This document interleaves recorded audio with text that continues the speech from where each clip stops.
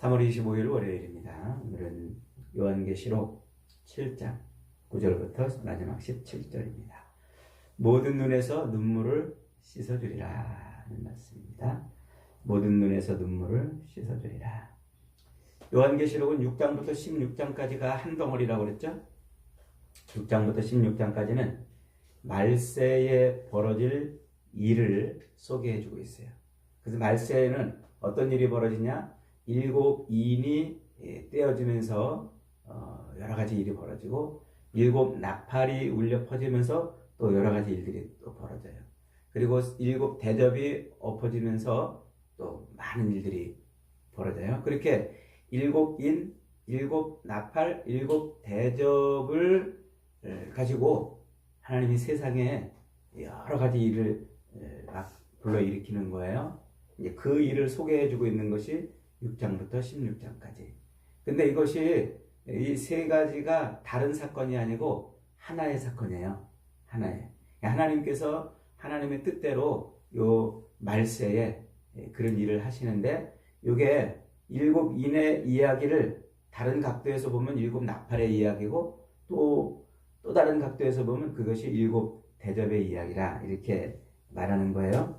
그래서 요 말세, 예수 그리스도의 십자가 죽으심과 부활로부터 시작되는, 그래서 다시 오실 재림 때까지 이어지는 이 말세의 전 기간에 하나님이 이제 일곱 나팔을 불어서 일곱 대접을 엎어서 세상을 막 요동치게 한단 말이에요. 왜 그렇게 한다고요? 알곡과 쭉정이를 골라내게 하는데요. 그래서 주님이 재림하시기 전까지 요 말세의 기간을 살아가는 모든 인생들은 이 시간을 다 통과를 해야 돼요. 그래서 이 시간에 자기가 알곡인지 아니면 쭉정이인지가 판가름 나는 거예요. 그래서 주님 앞에 섰을 때에 알곡은 알곡대로, 쭉정이는 쭉정이대로 그렇게 심판을 받게 되는 것이죠. 그것을 6장부터 16장까지 이렇게 다양한 각도에서 다양한 관점으로 설명을 하고 있는 거예요. 그래서 이 6장부터 16장까지 이제 어떤 일들이 벌어지느냐, 우리가 이제 일곱 인을 떼는 이 이야기를 통해서 몇 가지를 들여다봤잖아요. 그게 이제 확대가 돼가지고 일곱 나팔이 울릴 때 자세하게 설명이 돼요. 그리고 또 확대가 돼가지고 일곱 대접이 엎어질 때 더 자세하게 설명이 돼요. 그 중에 이제 대표적인 게 뭐냐면, 첫 번째 인부터 네 번째 인을 뗄 때에 말들이 나왔어요. 첫 번째는 흰 말이 나왔고, 두 번째는 검은 말, 세 번째는 붉은 말, 그 다음에 어롱진 말, 청황색 말, 이 말들이 이제 튀어나왔어요. 이제 그런 것은 뭐를 의미한다고 그랬습니까? 첫째로 전쟁과 또 기근과 또 재난과 또 전염병, 이런 것들이 막 일어난다고 그랬어요.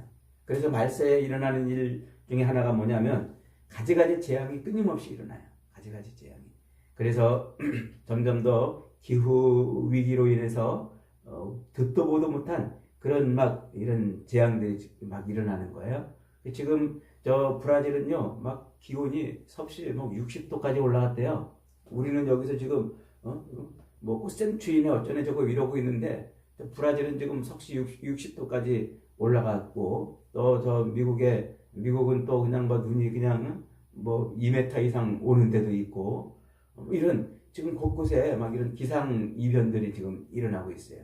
이게 어쩌다가 일어난 게 아니고 우연히 일어난 게 아니고 뭐예요? 이게 지금 곳곳에서 여기저기 세상 모든 만국과 열국과 방언에서 하나님이 자기 백성들을 골라내시고 또 쭉정이를 또 골라내는 작업을 지금 하고 있는 거란 말이에요. 그러면서 이제 또 그런 기후런 재난과 그 다음에 전쟁은 점점 빈번하게 일어날 거예요. 그리고 그 전쟁은 점점 더 잔혹하게 일어날 거예요. 앞으로 세상이 전쟁이 없는 세상이 올 것이라는 것은 환상이에요. 꿈이에요. 그거는 진짜 바람이에요. 그러나 전쟁은 앞으로 계속 점점 더 많은 살상들이 일어나는 전쟁이 이제 벌어지고 있습니다. 벌써 푸틴 대통령이 그냥 금기시되어 있던 핵무기를 사용한다는 말을 지금 공공연하게 하고 있잖아요. 이거는 모르는 일이에요. 언제 어떻게 터질지 말이죠. 그 다음에 이제 도덕적인 타락, 이것이 점점 더 심해질 거예요. 도덕적으로도. 그래서 사람들이 상식적이고 도덕적이라고 여겨졌던 그런 것들이 이제 무너져 버리는 거예요. 그리고 부도덕화 또 악한 일이 그것이 기준이 되고 그것이 상식이 되는 때가 이제 올 겁니다. 이렇게 양심을 지키고 법을 지키려고 하는 사람들은 점점 더 어려운 삶을 사는 거죠. 그 다음에 또 종교적인 타락도 더 기승할 거예요. 그래서 거짓 선지자들이 많이 출몰한다고 그랬죠. 또 그들이 이제 막 미혹을 하는 시대가 와요. 그 다음에 이제 적그리스도들이 이제 막 또 등장을 합니다. 적그리스도는 말세 먼 미래에 어떤 아주 그냥 흉측한 자가 와가지고 세상을 자기 혼자 통치하겠다고 나오는 그런 사람이 아니에요. 하나님을 대적하고 그리스도를 부인하는, 그래서 하나님을 대적하고 그리스도를 부인하면서 그리스도를 믿는 자들의 믿음을 떨어뜨리려고 가진 철학과 문화와 이념과 사상 뭐 이런 것들로 우리를 막 공격하고 흔들어 놓는 자가 이제 적그리스도인 거예요. 그래서 끝내 주님의 재림이 임박할 때는요, 사상과 정치와 종교와 미신과 이런 것들이 통합이 될 거예요. 통합이. 그래서 그 통합된 것으로 그리스도를 대적하는 일이 이제 벌어져요. 지금도 슬슬 징조가 나타나고 있잖아요. 그 징조가 뭐예요? 지금 종교 통합하라고 하잖아요. 저 캐톨릭을 중심으로 해가지고 지금 다 네 종교 내 종교 지금 다 통합하자고 그러잖아요. 그래서 이 종교 통합이 점점 가시화되고 있어요. 이게 이제 정치와 결합하고 또 이게 문화와 결합하고 또 미신과 결합하는 이런 때가 이제 온단 말이에요. 지금도 이제 그런 일들이 많이 벌어지고 있어요. 그 다음에 이제 가장 중요한 일이 또 어떤 일이 벌어져요? 사탄은 부지런히 돌아다니면서 자기 것에게 그 표를 달아요. 이마나 손등에 표식을 달아요. 666이라고 이제 사람들이 해석을 하기도 하고 뭐 이러는 일이 이제 벌어져요. 그 뒤에 가서 설명을 하겠습니다만은 어쨌든 뭐 이마나 손등에 표를 단다고 그러니까 뭐 저게 그 뭐 바코드가 아니냐, 뭐 생체 칩이 아니냐, 뭐 이런 이제 얘기들을 많이 하고 있는데 그런 의미가 아니에요. 그러니까 사탄은 열심히 자기 것이라고 사람들에게 표식을 다는 거예요. 그때 또 하나님은 어떤 일을 하세요? 하나님도 열심히 자기 백성들의 머리에 이마에 도장을 찍으신단 말이에요. 저것은 내 것이다. 저것은 내 것이다. 이런 일들이 이제 계속 벌어지는 거예요. 요게 6장부터 16장까지 벌어지는 일들을 다양하게 설명을 하고 있어요. 말세에 벌어지는 일인 거죠. 그래서 요 말세에 벌어지는 이 일들이 벌어지는 요 기간에 이제 믿음을 갖고 우리는 어떻게 살아야 되느냐, 그걸 설명해 주는 거란 말이죠. 그래서 이제 6장부터 16장까지 그 얘기를 하는데 중간에 이제 이렇게 삽입해가지고 뭔가를 아주 중요하게 설명하는 장이 하나씩 있다고 그랬죠. 그게 이제 7장에 딱 껴들어가지고 아주 중요한 뭔가를 하나 설명하고, 그 다음에 10장부터 14장까지가 또 딱 껴들어가지고 아주 중요한 뭔가를 설명한단 말이에요. 7장에서 설명하려고 하는 게 뭘까요? 그것은 이제 6장 마지막 절에 이제 온 세상이 6번째 인이 딱 떨어지니까 온 세상이 막 하늘이 말리고 막 해가 변하고 달이 빛이 변하고 별들이 떨어지면서 그렇게 막 큰 재난이 막 임했잖아요. 그러니까 그런 재난 속에서 그냥 차라리 하나님의 얼굴을 안 보고 도망가고 싶어 해가지고 막 산이나 바위에게 자기 위에 넘어져가지고 하나님의 낯을 가려달라, 어린 양의 눈을 가려달라고 막 이런 일들이 벌어지는 그때 어떻게 한다고요? 하나님께서 천사들을 통해서 모든 사람이 다 진멸하는 그때에 자기 백성을 막 찾아서 도장을 찍으러 다닌단 말이에요. 그래서 7장 3절에 보니까 이르되 우리가 우리의 하나님의 종들의 이마에 인치기까지 땅이나 바다나 나무들을 해하지 말라 그러고, 그래서 이제 마지막 종말을 잠깐 멈추는 거예요. 잠깐. 그래서 그렇게 이제 천사들이 돌아다니면서 하나님의 백성들의 이마에 도장을 찍는데 그 숫자가 몇 명이라고 그랬어요? 14만 4천이라고 그랬잖아요. 하나님이 선택한 성도 한 사람도 빠지지 않고 다 구원한다는 이제 그런 의미라고 했어요. 그래서 이제 그 14만 4천을 구원하는 요 이들이 14장에서 한 번 더 반복이 돼요. 거기도 뭔가 설명하려고 그러는 거죠. 그리고 이제 결론인 21장, 22장에서 이제 이들이 하나님을 찬양하는 모습으로 계시록이 이제 끝나는 거죠. 그러니까 오늘 우리가 읽은 이 9절부터 17절까지는 아주 굉장히 중요한 장이에요. 요거 7장 후반부는 아주 중요한 장입니다. 요 7장 9절부터 17절까지 내용은 뭐냐면 이제 요한이 그 14만 4천 그 막 모든 환난 가운데서 막 모든 인생이 심판으로 다 죽어가는데 그 중에서 하나님이 딱 잠깐 그 심판의 천사를 멈추고 도장을 막 찍은 사람들을 봤더니 14만 4천이었던 거예요. 그래가지고 이제 요한이 또 다른 환상을 보는데 그 14만 4천이 하나님 보좌 앞에서 하나님을 찬양하고 어린 양을 구원의 그 어린 양을 노래하는 이제 그런 장면이에요.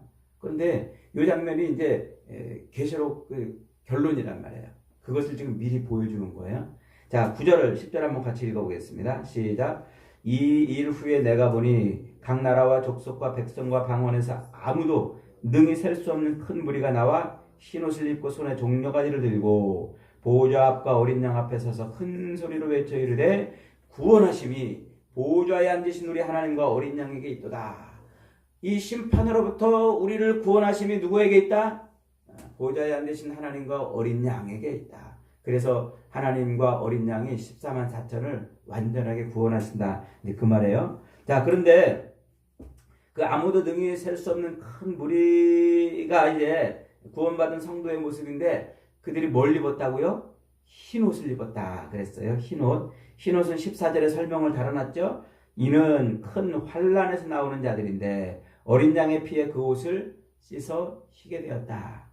그러니까 이 어린 양의 피, 곧 예수 그리스도의 피에 자기 옷을 빨아낸 자가 그들이 곧 14만 4천이고 그들이 곧 하나님의 보좌에서 하나님을 찬송하고 찬양할 자들이에요. 이것은 이제 요한계시록 19장에 가면은 7절로 8절에서 어린 양의 혼인잔치에 입을 예복이에요. 이 흰옷이.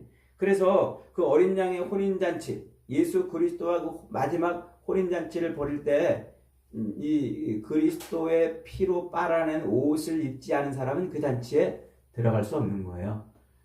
자, 그러면 그리스도의 피의 옷을 빨아낸다는 건 뭘까요? 그것은 예수 그리스도를 믿는 거란 말이죠. 그래서 그 예수 그리스도를 믿음으로 말미암아 자기의 모든 죄가 씻겨 나가는 거예요. 그럴 때 이제 옷을 빤다 이렇게 이제 말하는 것이죠. 자, 그런데 그 사람들이 그 흰옷 입은 사람들이 손에 뭘 들고 있다고요? 종려나무 가지를 들고 있다 그랬어요. 종려나무 가지. 이 종려나무 가지는 저 레위기 23장에 가면은 하나님이 이제 이스라엘 백성들에게 절기를 지키라고 말씀하시면서 초막절을 지켜라 이렇게 이제 말씀하세요. 그 초막절을 지킬 때 뭐를 하냐면 그들이 이제 어떻게 하냐면 초막절은 이제 추수하러 들판에 나가가지고 추수하는 때예요. 장막절, 추수감사절이죠. 그래서 이제 그때는 들판에 나가서 초막을 짓고 장막을 짓고 이제 추수를 하는데 그때 지을 초막, 그때 지을 장막이 이 종려나무 가지로 지어라 이렇게 이제 하나님이 말씀하세요. 자, 그런데 이제 예수님이 3년의 공생애를 마치고 종려주의를 딱 마치고 이제 예루살렘 성에 들어갈 때 이제 나귀를 타고 들어가시잖아요. 그때 사람들이 뭘 들고 나와가지고 막 예수님을 맞이했습니까? 자기 옷을 펴가지고 바닥에 깔기도 하고 손에 종려나무 가지를 들고 막 호산나 호산나 이러면서 예수님을 환영했잖아요. 그러니까 이 종려나무 가지를 괜히 든 게 아니에요. 이게 다 이유가 있는 거예요. 자, 그리고 이제 또 이제 예수님께서 이제 에스겔에 이제 하나님께서 에스겔에게 구약 성경 에스겔에게 성전이 완성되는 모습을 보여주는데 그 완성된 성전을 치장하는 장식물이 종려나무 가지예요. 그러니까 이게 다 뭔가 연관이 있는 거예요. 그래서 지금 천국에서 하나님 보좌 앞에서 어린 양과 함께 서가지고 종려나무 가지를 들고 구원하심이 어린 양에게 있도다 하고 이렇게 지금 이 구원받은 사람들이 노래를 부르는데 이 종려나무 가지가 이제 무엇을 의미하냐면 예수님께서 바로 구원자라는 의미예요. 그래서 아까 이제 그 초막절에 나가서 초막을 칠 때 종려나무 가지로 초막 친다고 그랬잖아요. 그 모습이 요한복음 1장에서는 어떻게 나타나냐면 말씀이 육신이 되어 우리 가운데 오심에, 예수님이 이 땅에 육신으로 오신 그 모습, 그것을 말씀이 육신이 되어 우리 가운데 오심에 우리가 그의 영광을 보니 하나님의 아들의 영광이라 이제 그렇게 표현하고 있잖아요. 그 말씀이 육신이 되어 우리 가운데 오심에라는 말이 장막을 침해 요 말이에요. 그것을 우리말로 이렇게 길게 번역을 해놓은 거예요. 예수님이 장막을 쳤다는 말이에요. 뭐 하려고? 추수하려고. 자기 백성들을 구원하려고. 그래서 이제 예수님이 예루살렘 성에 이제 들어가시는 이제 그때 종려나무 가지를 막 들고 호산나 호산나 다윗의 자손이여 우리를 구원하소서 그러잖아요. 호산나라는 말은 우리를 구원해 주소서 이런 말이에요.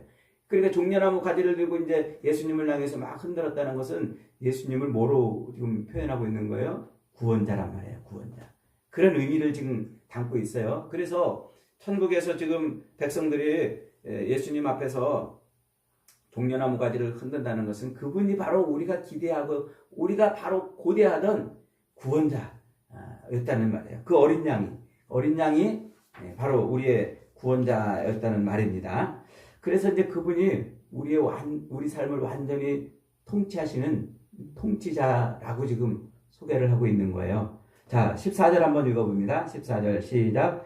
내가 말하기를 내 주여 당신이 아시나이다 하니 그가 나에게 이르되 이는 큰 환난에서 나오는 자들인데 어린 양의 피에 그 옷을 씻어 희게 되었다. 요한이 이제 천국의 모습을 보고 있는데 막 흰 옷을 입은 셀 수 없는 수많은 무리들이 있는 거예요. 그러니까 요한이 그 모습을 보고 막 깜짝 놀라니까 이제 이 천사가 요한에게 야, 너 저 셀 수 없이 흰 옷을 입고 있는 저 많은 무리가 누군 줄 아느냐? 물어봐요. 그러니까 아이고 제가 어떻게 알겠습니까? 당신이 알지 않습니까? 그러니까 이제 천사가 이제 요한에게 말해주는 거예요. 이는 큰 환난에서 나오는 자들인데 어린 양의 피에 자기 옷을 빨아 희게 됐다 한 말이에요. 이 중요한 말이 있어요. 어디서 나온다고요? 큰 환난에서 나왔다 이 말이에요. 이 말을 놓치면 안 돼요. 거기다 이렇게 동글뱅이를 좀 쳐놓으시기 바랍니다. Come out of the great tribulation이라고 하는데, 그러니까 큰 환난 속에서 나왔단 말이에요. 환난 속에서, 큰 시련 속에서 나왔단 말이에요. 큰 시련 속에서. 이것은 환난 속에서 환난을 피해서 나온 게 아니에요. 환난을 통과해서 나온 거예요. 그걸 지금 말하려고 하는 거예요. 그래서 헬라어 에크라는 말을 지금 쓰고 있는데, 그러니까 그 큰 무리들은 어디서 나온 거라고요? 환난을 피해 가지고 나온 자들이 아니고 환난을 통과해서 나온 자들이란 말이에요. 자, 그 세대주의자들은 요한계시록 4장에서 요한이 성령에 이끌려 하늘로 들림받아서 이렇게 환상을 본다고 그러잖아요. 그 모습을 뭐라고 설명하냐면 예수님이 공중에 재림해가지고 성도들이 휴거당하는 장면이라고 설명을 한단 말이에요.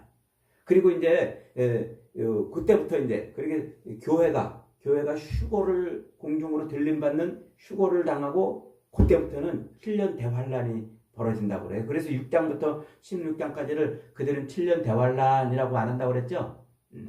근데 그렇다면 이 7년 대환란은 누가 통과해야 되냐면 이스라엘과 유대인들과 안 믿는 사람들이 이제 이렇게 통과를 하는 거예요. 그런데 여기서 지금 하늘 보좌에 가 있는 성도들은 누구냐면 이스라엘이 아니에요. 이스라엘이 아니라 모든 나라와 백성과 족속과 방언에서 나온 사람들이란 말이에요. 그러니까 전 세계 각 세대마다 이 말세에 하나님이 구원하기로 작정한 다 선택한 하나님의 백성들인 거예요. 그들이 어디를 나왔다고요? 환난을 통과했단 말이에요. 그러니까 환난 전에 모두 다 들림받은 게 아니라 환난 통과해서 천국에 간 거란 말이에요. 그러니까 우리는 성도들은 환난을 피하는 자들이 아니에요. 그 환난 속에 들어가서 환난을 몸으로 겪어내고 그리고 천국에 들어가는 사람들인 거예요. 요거를 놓치면 안 돼요. 이게 요한계시록에서 아주 중요하게 다루고 있는 말씀입니다. 그러니까 이 말세는 무슨 때라는 거예요? 하나님이 세상에 환난을 부어가지고 자기 백성을 구원하는 알곡과 쭉정이를 구분해내는 그런 시기란 말이에요. 그러니까 이 하나님이 이 말세를, 환난의 시기를 성도들은, 야, 너희들은 피해라. 내가 세상을 막 큰 환난으로 뒤집어 엎을 동안 너희들은 피했다가 올라오거라. 이게 아니고 환난을 통과해야 우리의 믿음이 진짜 믿음인지 가짜 믿음인지가 증명이 되고 판명이 되는 거예요. 그래서 이 환난을 통과한 자들에게 하나님이 그 놀라운 은혜와 구원을 주시는 것이죠. 그래서 여러분, 우리가 잊지 말 것은요, 예수 그리스도의 십자가 죽으심과 부활을 믿는다면 이 환난의 시기를 우리도 뭐한다? 통과한다. 그러나 겁먹지 말아라. 그러나 두려워하지 말아라. 그러나 염려하지 말아라. 그리스도 예수를 자기 주로 구원자로 그렇게 확실히 믿는 자는 이 환난 속에서 결코 내버려두지 않을 것이다. 이 환난 속에서 그냥 내버려두지 않을 것이다. 그 얘기를 하고 있는 거예요, 지금.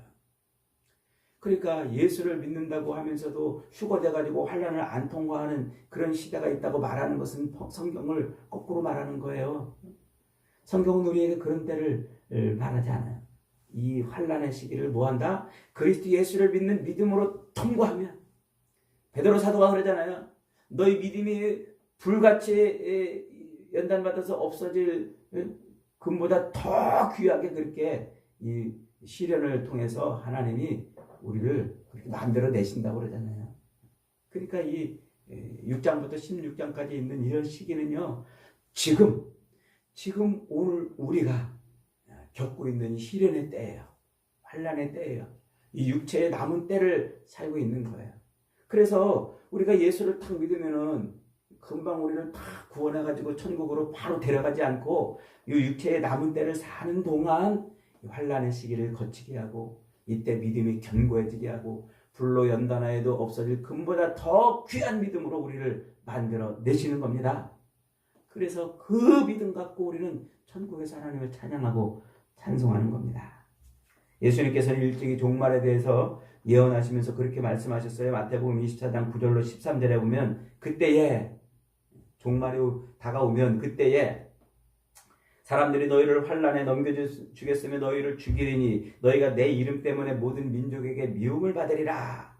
그때에 많은 사람이 실족하게 되고 서로 잡아 죽이게 되고 미워하겠으며 거짓 선지자가 일어나서 많은 사람들을 미혹하고 불법이 성함으로 많은 사람의 사랑이 식어지고 그러리라. 그러나 끝까지 견디는 자는 구원을 얻으리라.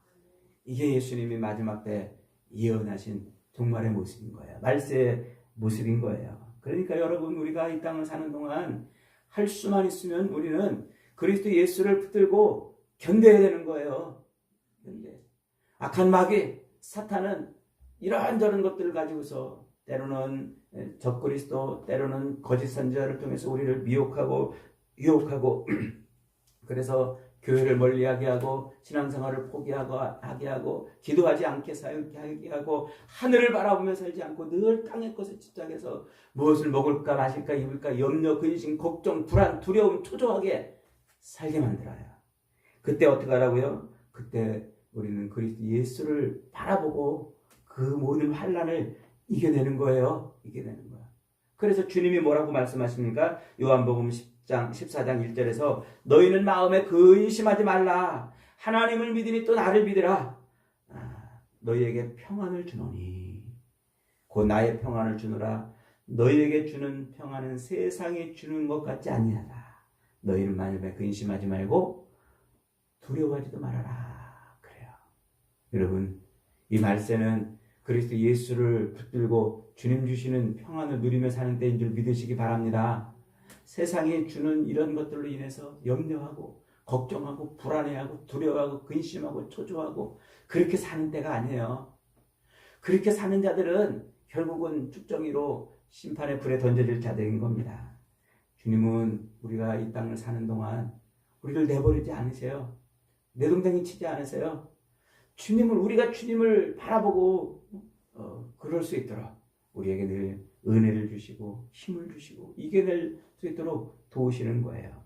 그래서 요한복음 18장 9절에 가면은요, 이는 아버지께서 내게 주신 자 중에서 하나도 잃지 아니하였사옵나이다 하신 말씀을 응하게 하려 함이라 그랬어요.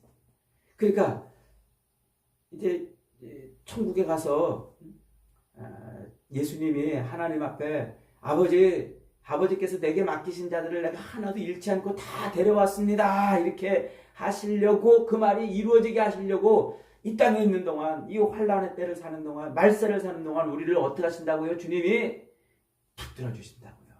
그래서 15절 보세요. 15절 16절 시작. 그러므로 그들이 하나님의 보좌에 있고 또 그의 성전에서 밤낮 하나님을 섬김에 보좌에 앉으신 이가 그들 위에 장막을 치리니 그들이 다시는 줄이지도 아니하며 목마르지도 아니하며 해나 아무 뜨거운 기운에 상하지도 아니하리라. 주님이 우리를 붙들어 주시기 때문에 끝내 우리는 그 자리에 들어가는 것입니다.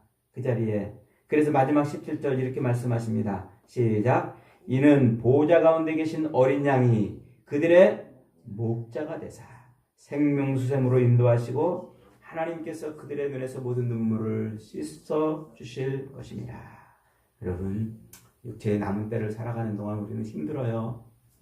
세상에서 먹고 살아야 되는 일 때문에 또 염려도 되고 걱정도 되고 근심도 되지요. 또 이런저런 육체의 질병이나 또 환난에 또 사람들의 관계 때문에 마음도 아프고 몸도 아프고 때로 절망하고 싶을 만큼 정말 힘들 수 있어요. 어떤 때는 우리 눈에서 눈물이 쏟아져서 제대로 삶을 살 수 없을 때도 있습니다. 그러나 그때 어떻게 한다고요? 주님은 우리를 붙들어 주세요. 십자가를 바라보십시오. 주님의 십자가를 의지하십시오. 십자가를 붙드시기 바랍니다.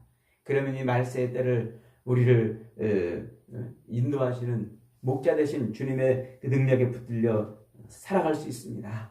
그래서 사도 바울이 로마서 8장 35절 이하에서 그러는 거예요. 누가 우리를 그리스도의 사랑에서 끊으리요? 환난이나 곤고나 박해나 기근이나 적신이나 위험이나 칼이랴 기록된 바 우리가 종일 주를 위하여 죽임을 당하게 되며 도살할 양같이 여김을 받았나이다 함과 같으니라. 그러나 이 모든 일에 우리를 사랑하시는 이로 말미암아 우리가 넉넉히 이기느니라.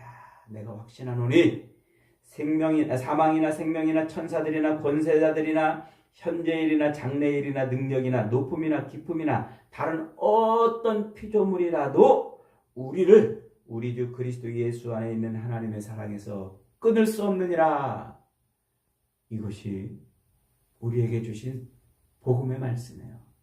여러분, 주님이 지금 하늘 보좌에서 우리를 그렇게 거기까지 인도하시기 위해서 일하고 계십니다. 주님을 붙들으십시오. 힘들 때마다, 어려울 때마다, 눈에서 눈물이 쏟아질 때마다 우리 예수님을 붙들고 의지하면 끝내 우리 눈에서 눈물을 씻어주시는 날이 오실 것입니다. 그날을 기대하며 이 말세를 믿음으로 승리하는 저와 여러분 되시기를 주님의 이름으로 축복합니다.